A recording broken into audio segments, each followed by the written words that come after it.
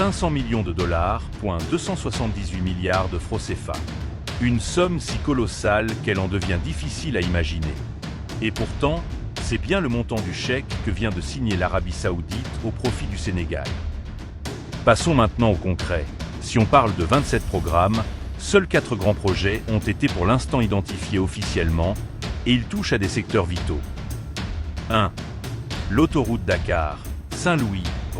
Le projet le plus médiatisé, l'autoroute Dakar-Saint-Louis. Imaginez, relier la capitale économique aux joyaux touristiques et culturels du nord du pays.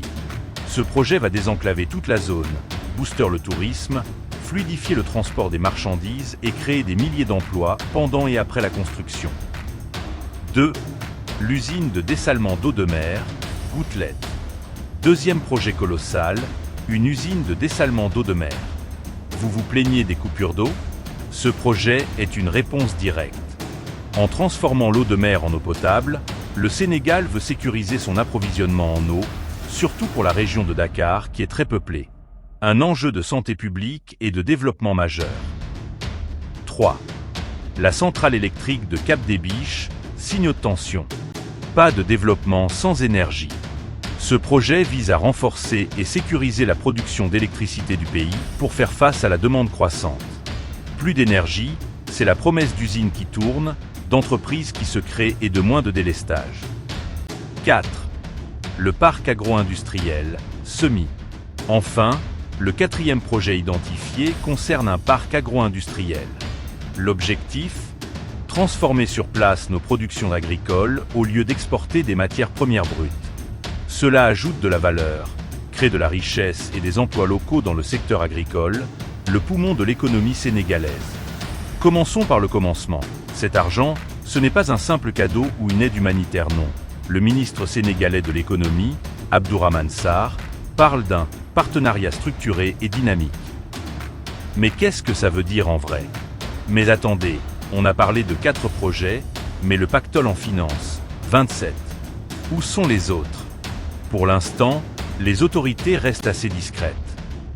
On peut imaginer que ces fonds vont aussi irriguer des secteurs comme la santé, construction ou réhabilitation d'hôpitaux, l'éducation, bâtiments scolaires, universités, les technologies, financement de start-up, fibre optique, l'assainissement et les routes secondaires.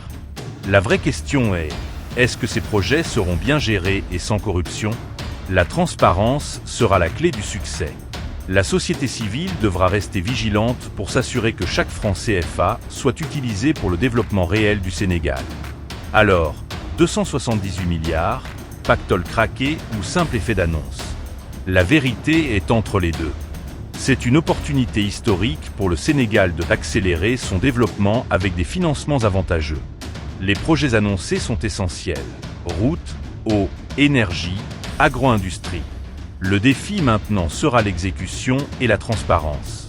Si tout est bien mené, cet accord avec l'Arabie Saoudite pourrait bien être un tournant décisif pour l'économie sénégalaise. Et vous, qu'en pensez-vous? Quel projet vous semble le plus important? Avez-vous confiance en la bonne gestion de ces fonds? Dites-le moi dans les commentaires, j'ai hâte de lire vos avis. Pour ne rien rater de nos analyses, pensez à vous abonner et à liker la vidéo.